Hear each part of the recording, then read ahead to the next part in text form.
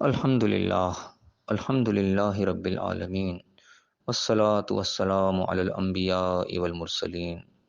اعوذ باللہ من الشیطان الرجیم بسم اللہ الرحمن الرحیم رب اشرح لی صدری ویسر لی امری واحلل عقدۃ من لسانی یفقہوا قولی واجعل لی وزیرا من اہلی۔ محترم سامعین، السلام علیکم ورحمۃ اللہ وبرکاتہ۔ قرآن پاک کا مطالعہ ہم شروع کر رہے ہیں اور سورہ الفاتحہ سے شروع کر رہے ہیں جو قرآن پاک کی پہلی صورت ہے۔ اس سے پہلے ہم ایک دفعہ قرآن پاک کا جو ہے وہ مطالعہ مکمل کر چکے ہیں، جس کے اندر ہم نے سادہ ترجمہ اور ہلکی پھلکی سادہ تفسیر جو ہے وہ پڑھی ہے، سنی ہے، کرنے کی کوشش کی ہے، جس کا مقصد جو تھا وہ یہ تھا کہ قرآن پاک کے اندر جو محکم آیات ہیں، جس کے اندر واضح طور پر کوئی ڈو اینڈ ڈونٹ سے احکامات موجود ہیں، کسی چیز کو کرنے کا حکم ہے یا کسی چیز سے رکنے کا حکم ہے، وہ تمام احکامات ایک دفعہ جو ہے ہماری نظر سے گزر جائیں، اور اس کے اندر جو احکامات جو ہے جو ڈو سے تعلق رکھنے والے کرنے والے کام ہیں وہ ہم اپنی زندگیوں میں کرنا شروع کریں، اور جن چیز سے جو ڈونٹس ہیں، جو رکنے والے ہیں، جن کو نہیں کرنے کا حکم ہے، ان چیزوں سے ہم بچا لیں اپنے آپ کو، اور اپنی زندگی جو ہے وہ ہم قرآن کے مطابق جو ہے وہ اس کو ڈھالنے کی طرف آئیں۔ تو اس مقصد سے ہم نے پہلی دفعہ جو ہے قرآن کو الحمدللہ مکمل کیا ہے، اور اب ہم اس کو جو ہے دہرائی کی طرف آ رہے ہیں، دوبارہ ہم شروع کر رہے ہیں۔ تو اس دفعہ ہم تھوڑا سا جو ہے تحقیق بھی انشاءاللہ کریں گے، قرآن پاک جو اندر الفاظ استعمال ہوئے ہیں وہ کس کس انداز سے استعمال ہوئے ہیں۔ ایک تو ان کا عام معنی مفہوم جو ہمارے یہاں مستعمل ہے، ہم سمجھتے ہیں، ایک اس کے کچھ گہرائی والے مفہوم بھی ہوتے ہیں جو کہیں کہیں قرآن کے اندر نشانی کے طور پر ہوتے ہیں، ان کی طرف بھی انشاءاللہ ہم توجہ دیا کریں گے۔ اور پہلا جو ہمارا سلسلہ تھا وہ صرف اور صرف جو ہے واٹس ایپ تک ہی محدود تھا، واٹس ایپ کے اندر ہی ہم اس کو لے کے چل رہے تھے سلسلے کو۔ اب انشاءاللہ تعالیٰ ہم اس کو یوٹیوب کے اوپر بھی لے کر آئیں گے، اور جو ہے یوٹیوب کا لنک انشاءاللہ لوگوں تک پہنچا کرے گا۔ تو اس کے اندر جو ہے کمنٹ باکس بھی ہوتا ہے، تو اس کے اندر آپ لوگ جو ہے وہ کمنٹ بھی کر سکتے ہیں کہ اس چیز کے اوپر جو ہے آپ کو کوئی ایسی بات نظر آتی جو کہ بیان ہونے سے رہ گئی، یا کوئی ایسی چیز جو نئی آپ کے سامنے آئی، پہلے کبھی نہیں سنی، اس کے اوپر آپ کو کمنٹ کرنا چاہتے ہیں تو اس کے اوپر آپ ضرور کمنٹ کر سکتے ہیں، اور اس کو لوگوں کے ساتھ شیئر بھی کریں اور کمنٹ بھی کریں، تاکہ جو ہے وہ ہماری بھی اصلاح کا باعث بنے اور ہم سب کی جو ہے اصلاح کا وہ باعث بنے۔ واٹس ایپ کے اوپر ظاہر ہے معاملہ مشکل ہوتا ہے، ون وے ہی چل رہا ہوتا ہے، لیکن یوٹیوب کا جو لنک ہے اس کے اوپر جو ہے وہ بہت وے معاملہ چل سکتا ہے، کمنٹ کرنے کی بھی آپ لوگوں کو وہاں پہ گنجائش موجود ہوتی ہے۔ تو بہرحال اللہ کا نام لے کے آغاز کرتے ہیں۔ اعوذ باللہ من الشیطان الرجیم، بسم اللہ الرحمن الرحیم، الحمد للہ رب العالمین۔ اب الحمدللہ رب العالمین کا سادہ ترجمہ جو عام طور پہ ہمارے مستقبل ہم جو جانتے ہیں وہ یہ ہے کہ تمام تعریفیں اللہ کے لیے ہیں جو رب العالمین ہے، تمام جہانوں کا رب ہے۔ اب یہاں پہ غور طلب چیز یہ ہے کہ الحمد جو ہے یہاں پہ ایک سنگل کے معنوں میں آیا ہے، تمام تعریفیں عام طور پہ خط ترجمہ جو ہے جمع کے صیغے میں کر دیا جاتا ہے، لیکن حمد کا لفظ یہاں پہ سنگولر استعمال ہوا ہے، کوئی احماد یا حمود اس قسم کا کوئی جمع کا لفظ نہیں ہے، بلکہ سنگل کا لفظ ہے۔ ایک ساتھ الف لام ایڈ ہوا ہے، جس کی وجہ سے ایک استعمال اس طرف چلا جاتا ہے کہ شاید یہ جمع تمام کے معنوں میں استعمال ہو رہا ہے، لیکن قرآن پاک میں الف لام کا جو استعمال ہے وہ کثیر تعداد میں جو ہوا ہے، اللہ ماشاء اللہ کہ یہی ہے ایک مقام خاص طور پہ یہاں پہ آتا ہے، صرف آتا ہے کہ اندر جہاں پہ العالمین کا لفظ ہے یا جہاں پہ تمام کے معنوں میں اس کے معنی لیے جاتے ہیں، لیکن قرآن پاک میں جو کثیر تعداد میں الف لام کا جو استعمال ہوا ہے وہ کسی چیز کو خاص کرنے کے لیے ہوا ہے۔ جس طریقے سے انگلش کے اندر دی کا استعمال ہوتا ہے، دی کا لفظ استعمال ہوتا ہے، اس طرح کوئی کتاب ہے اس کو ہم بک کہیں گے، اے بک، تو عام کتاب کوئی بھی کتاب ہو سکتی ہے، لیکن جب دی بک کہہ دیں گے نا تو اس سے مراد قرآن پاک لیا جاتا ہے، دی بک خاص کتاب، کسی چیز کو خاص اشارہ کرنے کے لیے دی کا لفظ استعمال ہوتا ہے انگلش کے اندر۔ تو اسی طرح قرآن پاک کے اندر الف لام جو ہے وہ کسی کو خاص کرنے کے لیے استعمال ہو جاتا ہے۔ جس طرح بھی ہم یہ الرحمن الرحیم ہماری اگلی آیت کے اندر آ رہا ہے، تو یہاں پہ الف لام کے اضافے کے ساتھ ہے الرحمن الرحیم۔ الرحمن کا لفظ تو خیر ویسے ہی انٹیک ہے، یہ الف لام کے بغیر کہیں استعمال ہی نہیں ہوا، یہ رحمان کا لفظ اللہ کے لیے بالکل خاص ہے، لیکن رحیم کا لفظ جو ہے وہ قرآن پاک میں بغیر الف لام کے بھی استعمال ہوا ہے۔ رحیم رحم کرنے والا، وہ کوئی بھی رحم کرنے والا ہو سکتا ہے، انسان بھی ایک دوسرے پر رحم کرتے ہیں تو انسان بھی رحیم ہے، جانور بھی ایک دوسرے کے اندر استعمال کرتے ہیں تو رحم کا مادہ ان کے بھی اندر پایا جاتا ہے، تو جو بھی رحم کرنے والا ہوگا اس کو عام الفاظ میں انگلش اپنا عربی کے اندر کو رحیم ہی کہا جائے گا، اس کے الف لام ایڈ نہیں ہوگا۔ لیکن جہاں پہ الف لام ایڈ ہو جائے گا الرحیم ہوگا، وہ صرف اللہ ہی کے لیے ہوگا، الرحیم اللہ کے علاوہ کوئی نہیں ہو سکتا۔ تو یہ الف لام کا جو اضافہ یہ قرآن پاک ہم جگہ جگہ ہم دیکھیں گے، بہت جگہ میں نظر آئے گا، تو خاص طور پہ کسی چیز کو خاص کرنے کے لیے اس طرح انگلش میں دی ہے، یہ اس کا ایک کمپیریٹیو لفظ جو ہے وہ عربی کے اندر زیادہ تر استعمال کیا گیا ہے۔ تو یہاں جو معنی جو نظر آتے ہیں اس طریقے سے کہ الحمد، یہاں پہ خاص تعریف کی بات ہو رہی ہے، وہ اللہ کے لیے ہے، وہ تمام جہانوں کا رب ہے۔ خاص تعریف کیا ہو سکتی ہے؟ اب جو فی الحال میرے ذہن میں ہے وہ انشاءاللہ آپ کے ساتھ شیئر کروں گا۔ اس کے اندر جو آپ لوگوں کو بات ہوگی انشاءاللہ آپ کمنٹ کے اندر ضرور ڈسکس کیا کرنا۔ الحمد سے مراد خاص تعریف، عام تعریف نہیں۔ تو عام تعریف کوئی بھی ہم کسی کی تعریف کرتے ہیں، کسی نے کوئی اچھا کام کیا، اس نے تعریف اس کی کر دی، ایک شاگرد جو اپنے استاد کی تعریف کر رہا تھا یا استاد اپنے ہونہار شاگرد کی تعریف کر دیتا ہے، یہ تو ہے ایک سمپل تعریف، وہ کسی کی بھی کی جا سکتی ہے۔ لیکن ایک ہے خاص تعریف، جو کہ ایسی خاص تعریف گویا کہ جو میری نظر کے اندر جس کے ساتھ کوئی عقیدہ بھی منسلک ہو جائے، کسی عقیدے کے تحت، جس طریقے سے ہم کسی کی خوشنودی حاصل کرنے کے لیے کسی کے پیچھے بیٹھ کر تعریف کر رہے ہیں، وہ ہمارے سامنے موجود بھی نہ ہو اور ہم اس کی تعریف ایسی کر رہے ہیں، اور ہمارے ذہن میں ایسے عقیدہ موجود ہے کہ ہماری تعریف وہ سن بھی رہا ہے، ہماری تعریف اس تک پہنچ رہی ہے، اس کے نتیجے میں ہمیں اس کی خوشنودی بھی حاصل ہو جائے گی، جس کے عام طور پر دنیائی معاملات میں ہم دیکھیں اس طرح مزاروں کے اوپر قوالیاں گائی جا رہی ہوتی ہیں، اور قوالیوں کے اندر اس بزرگ کے جس کے مزار پہ وہ گائی جا رہی تھی باقاعدہ اس کی تعریفی کلمات اس کے شان میں کہے جا رہے ہوتے ہیں، اور بڑی جناب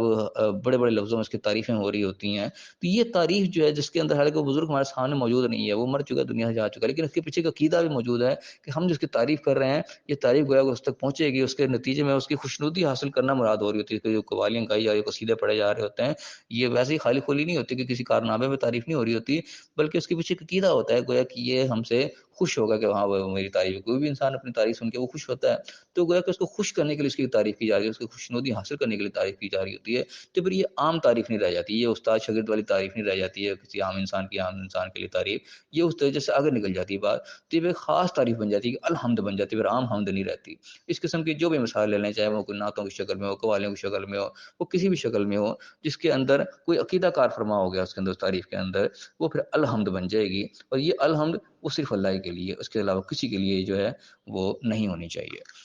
یہاں اسی کی طرف اشارہ دیا جا رہا ہے، اللہ کے لیے یہ الحمد جو ہے وہ اللہ کے لیے ہے۔ وہ اللہ کون ہے؟ وہ رب العالمین ہے، وہ عالمین کا جو ہے وہ رب ہے۔ اب یا رب فی الحال ہم سب سے پہلے دیکھ، رب کا لفظ پہلے آیا ہے، تو رب کس کو کہا جاتا ہے؟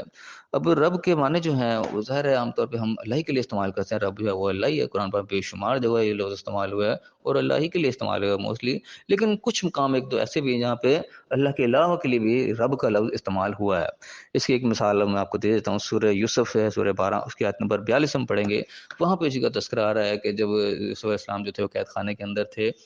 وہاں پہ جو خواب کا سارا واقعہ وغیرہ ہوا، وہ آیات آپ کھولنا تو نظر آ جائے گا سارا واقعہ۔ تو وہاں پہ جو ہے یہ یوسف علیہ السلام اپنے اس ساتھی کو کہتے ہیں جو جیل خانے کے اندر ہوتا ہے، کہ جس کو رہائی کی ان کو امید نظر کی رہائی ہو کے باہر جائے گا، اس سے جائے کہتے ہیں کہ تو اپنے رب کے پاس جا کے میرا تذکرہ کرنا۔ وہاں پہ وہ رب کا لفظ یوسف علیہ السلام استعمال کر رہے ہیں اس شخص کے، اس بادشاہ کے لیے جو بھی وہاں پہ اس کا جو مالک تھا، جس کا وہ غلام تھا، وہ اس کے لیے کہا ہے تو اپنے رب کے پاس بھی جا کے میرا تذکرہ کرنا۔ اس سے پہلے بھی آتے وہ اپنے رب کو شراب پلائے گا، دو بندے تھے، ایک کو سزائے موت ہو جاتی ہے، ایک بچ جاتا ہے، اس بچنے والے کے متعلق ہے وہ اپنے رب کو جا کے شراب پلائے گا۔ رب سے مراد وہاں پہ اس بادشاہ کو رب کہا گیا ہے جو کہ گویا کہ اس کا مالک تھا، کیونکہ غلامی پرانے دور میں بہت عام تھی، غلام اور آقا جو ہے اس کے لیے بھی یہاں پہ رب کا لفظ استعمال ہوا، اور انگلش کے اندر باقاعدہ اس کے لیے لارڈ کا لفظ استعمال ہوتا ہے ترجمے کے اندر، اس کو ہے نا رب کا ترجمہ لارڈ کیا جاتا ہے، انگلش ترجمے میں ہمیں ملے گا۔ تو رب کا جو حقیقی معنی نظر آتے ہیں یہاں پہ، وہ ایسے جیسے ہمارے اردو میں مالک کا ہوتا ہے نا، جس طرح انگلش میں اونر جس کو کہتے ہیں، کوئی چیز کسی کی ملکیت ہوتی ہے، تو اس ملکیت رکھنے والے مالک کو جو ہے وہ عربی کے اندر رب کہا جاتا ہے۔ اور ہمارا ایز اے انسان ہمارا مالک کون ہے؟ وہ اللہ ہی ہے۔ تو ہمارا رب اللہ کے سوا کوئی نہیں، ہم کسی کی ملکیت نہیں ہے، ہمارا مالک کوئی نہیں۔ ہمارے ان کے اسلام سے پہلے، آپ صلی اللہ علیہ وسلم کے آنے سے پہلے غلامی اور وہ مالک بہت تھی، تو غلام کا جو مالک تھا وہ آقا اس کا تھا، وہ بھی یعنی کہ اس کے لیے رب شمار ہوتا تھا، لیکن اسلام نے آ کے اس غلامی کے سلسلے کو ختم کیا، تو ہم جتنے مسلمان اس وقت ہیں ہم صرف اور صرف اللہ ہی کو اپنا رب مانتے ہیں کہ ہمارا رب، ہمارا مالک، ہمارا آقا، ہمارا اونر، ہمارا لارڈ، وہ صرف اور صرف اللہ ہی، اس کے علاوہ کوئی نہیں ہے۔ تو بہرحال رب کا جو حقیقی معنی جو یہاں قرآن پاک سے واضح ہوتے ہیں وہ ہیں مالک کے، اونر کے۔ اب کس کا مالک یہاں بتایا گیا؟ العالمین، جہانوں کا۔ اب عالمین کا لفظ ہے کہ جمع کا لفظ ہے، اس کے واحد عالم ہوتے ہیں، ہم عالم دنیا، عالم ارواح، عالم برزخ یہ استعمال کرتے ہیں اپنی زبان میں لفظ، تو عالمین کا لفظ کی جمع ہے، اور عالمین کا لفظ اپنے آپ میں ایک انٹیک لفظ ہے، قرآن کا جو استعمال ہوا ہے یہ کہیں پہ بھی جو ہے وہ سنگولر میں نہیں آیا، عالم کا لفظ سنگل کہیں پہ بھی آپ کو قرآن میں نہیں ملے گا، عالمین ہی ملے گا، اور یہ الف لام کا العالمین ہی ملے گا جہاں بھی ملے گا، یہ خاص ایک لفظ ہے، خاص عالمین ہے جہاں پہ اس کے لیے استعمال ہوتا ہے۔ یہ گویا کہ ایک قسم کا کل کے لیے ایک قسم کا استعمال ہو، جیسے کل ہے نا تمام، آل ان ہر چیز، تو یہ یعنی کہ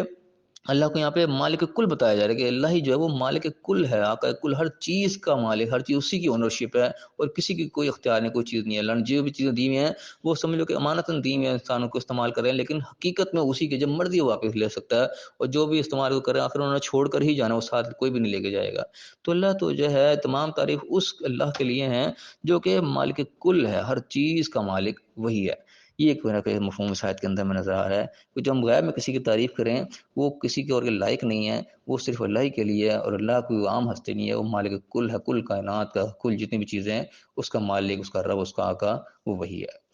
اور اس پہ آ کے اس کی صفات دو بیان ہوئی ہیں، الرحمن الرحیم۔ رحمان کی صرف جو ہے نہیں وہ تو بالکل اللہ کے ساتھ خاص ہے، رحمان تو اللہ کے سوا کوئی ہو ہی نہیں سکتا، اور یہی وجہ ہے کہ رحمان کا لفظ قرآن پاک میں الف لام کے بغیر کہیں بھی استعمال نہیں ہوا، جبکہ دوسرا لفظ رحیم جو ہے یہ الف لام کے ساتھ بھی ملے گا، اور بغیر الف لام خالی رحیم بھی ملے گا۔ کئی الفاظ قرآن کے اس طریقے سے ہیں، اللہ کے صفاتی نام ہیں الف لام کے ساتھ بھی موجود ہیں اور بغیر الف لام کے بھی موجود ہیں، لیکن یہ رحمان کا لفظ جو ہے یہ کہیں پہ بھی الف لام کے بغیر نہیں ملے گا، یہ اللہ کی خاص صفت ہے۔ اور رحمان اور رحیم کے اوپر مختلف علماء نے بڑی بڑی ڈیٹیلز دی ہیں، اور ایک ڈیٹیل جو میں نے سنی مجھے بہت جو بہتر لگتی ہے، اس سے بھی یقیناً بہتر ہوں گی جو میری نظر میں فی الحال بہتر گزری ہے، وہ اس طریقے سے بتائی گئی کہ ہوا کہ ایک ہی مادے سے بنا ہوا لفظ رحم سے ہی لفظ رحمان ہی بنا ہے، اور رحم سے رحیم بھی بنا ہے، تو بنیادی اس کے اندر جو صفت ہے وہ ایک جیسی ہے، لیکن اس کی تھوڑی سی کیفیات الگ الگ بتائی گئی ہیں۔ جس طریقے سے رحمان کے اندر خاص طور پہ بتائی گئی کہ کیفیت ایسی ہے جیسے کسی چیز کی رحم کی ایک طوفانی کیفیت ہے نا، بہت شدید انسان کو کسی پہ ایک دم سے رحم آ جائے، لیکن مثال بڑی اچھی دی تھی ایک عالم نے، تو اس میں بتایا گیا اس طریقے سے، اس طرح کوئی سچویشن ہمارے سامنے آئی ہے کہ اچانک کوئی حادثہ ہو گیا ہے، وہاں پہ کوئی ایکسیڈنٹ ہو گیا، اس طریقے سے بچہ، ماں وہاں پہ جائے، ماں مر جائے، اور بچہ وہاں پہ بس اس کے پاس بلک کے رو رہا ہے، اس کے اوپر کوئی اس کو اٹھانے والا نہیں، کوئی پرسانے والا نہیں، بچہ چھوٹا سا شیر خوار بچہ اپنی ماں کے بغیر کے وہ رو رہا ہو، ماں اس کی وہاں پہ مر چکی ہے حادثے میں، تو کون سا ایسا یعنی کہ سلیم الفطرت انسان ہوگا کہ انسان جس کو کہا جائے اس کے دل میں ایک دم جوش نہ اٹھے گی، یار بچہ کون بیچارہ ہے، کوئی بھی اس ہر بندے کا دل کرے گا میں اس کو اٹھا لوں، میں اس کو لے جاؤں اٹھا کے، میں اس کی پرورش کر لوں۔ جو بھی رحمدل انسان ہوگا اس کے اندر ایک دم جوش اٹھے گا، طوفان اٹھے گا، اور وہ کوئی اٹھا لے گا، یار میں اس کو لے جاؤں، بیچارہ یہاں پہ کیا بے یارو مددگار پڑا ہے، ماں اس کی مر گئی، اس کو کوئی پوچھنے والا نہیں ہے، تو ایک دم انسان کا جوش اٹھے گا اور وہ اس کو لے جائے گا اٹھا کے، میں اس کی پرورش کر لوں۔ تو یہ طوفان اچانک سے اس کے دل میں آئے گا، وہ ایک کام کر بھی گزرے گا، لیکن شاید کچھ دنوں کے بعد اس کو احساس ہو گیا، یار یہ میں نے کیا کر لیا، اتنا لمبا میں اتنی بڑی ذمہ داری اٹھا کے آ گیا ہوں، اب اس کو میں آگے کیسے لے کے چلوں۔ تو یہ ایک طوفانی کیفیت تو کسی کے اندر بھی ہو سکتی ہے، لیکن اس کے بعد جو اس کی دوامی کیفیت ہے نا، اس کے لیے رحیم کا لفظ آیا ہے کہ رحمان ایک ہجانی طوفانی کیفیت ہے، ایک دم سے جو شدید اٹھا ہے بوال، اس کے بعد رحیم اس کے اندر وہ دوام بھی پایا جائے کہ مستقل وہ رہے، اس میں کمی نہ ہو۔ انسان جو ہے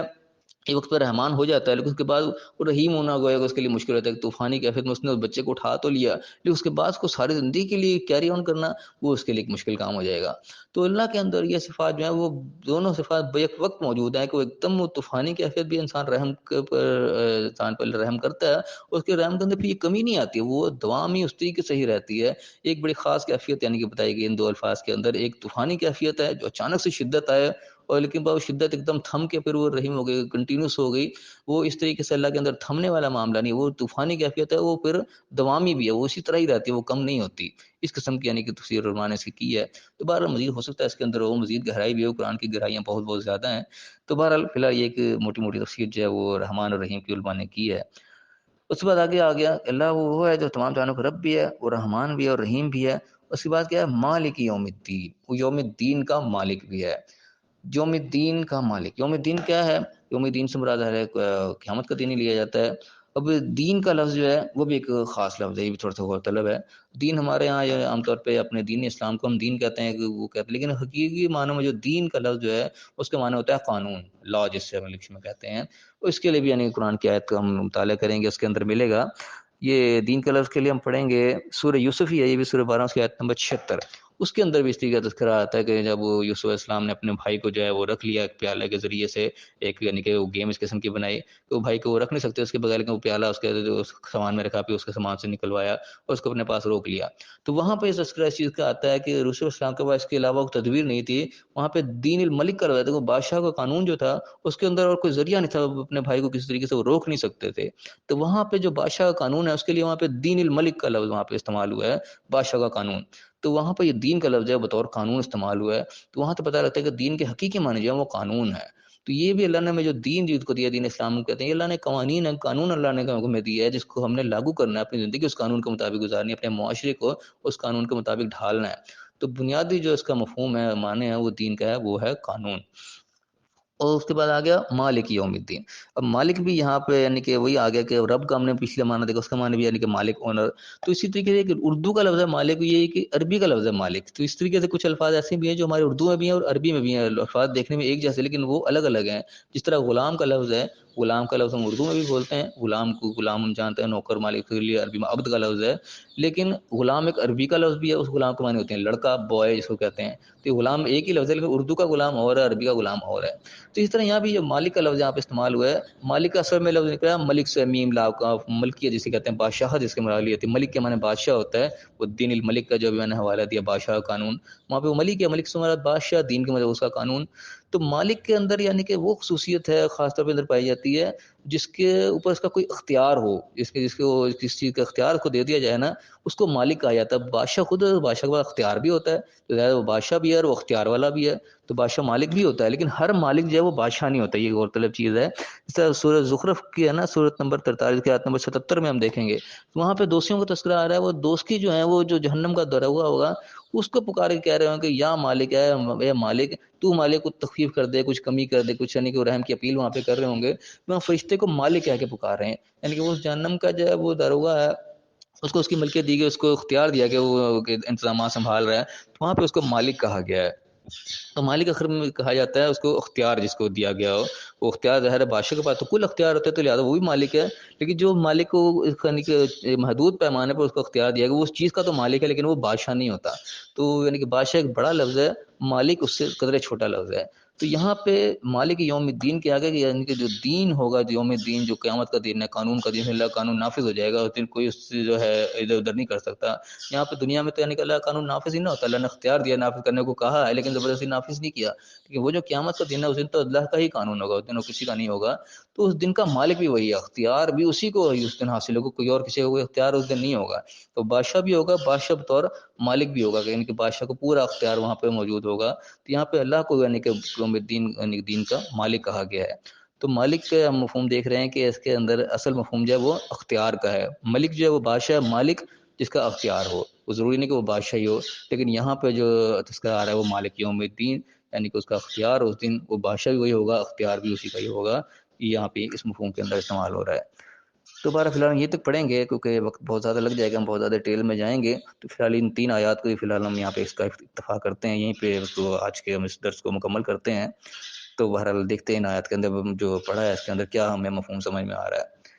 سب سے پہلی بات یہ اللہ نے بتا دی الحمدللہ رب العالمین، تعریف جو ہے حقیقی تعریف جو ہم نے دیکھی ہے وہ اللہ کے لیے ہونی چاہیے، جو غیب کی تعریف ہو، جس کے اندر خود کی خوشنودی مراد ہو، اس کا رضامندی مراد ہو، تو ایسی تعریف جو ہے وہ صرف اللہ کے لیے کی جا سکتی ہے، اس کے علاوہ کسی اور کی ہم تعریف نہیں کر سکتے۔ اور وہ اللہ کون ہے اس کا تعریف کرایا گیا، وہ تمام یعنی کہ مالک کل ہے، وہ ہر چیز کا مالک ہے، رب ہے، آقا ہے، لارڈ ہے، وہ رحمان بھی ہے، رحیم بھی ہے، اور وہ اس جزا کے دن کا جو قانون کا دن اللہ نے نافذ کرنا ہے اس کا بھی اصل میں مالک وہی ہے، اختیار وہی ہے۔ تو دنیا میں اللہ نے اختیار کچھ دیا ہوا ہے تو ہم یہ ذہن میں رکھیں کہ حقیقی اختیار اسی کا ہی ہے، اس کا ہم نے ظاہر جواب بھی دینا ہوگا۔ تو جتنا اختیار اللہ نے ہمیں دیا ہے یہ بھی ہم اسی کا سپورٹ کریں، اسی کے اختیار کو ہم آگے نافذ کریں، تو یہ ہماری کامیابی کی جو ہے وہ ضمانت انشاءاللہ بنے گا۔ اللہ سے دعا ہے اللہ تعالیٰ میں صحیح سمجھنے کی، صحیح عمل کرنے کی توفیق عطا فرمائے اور دنیا آخرت دونوں جگہ کامیاب فرمائے، آمین۔ السلام علیکم ورحمۃ اللہ وبرکاتہ۔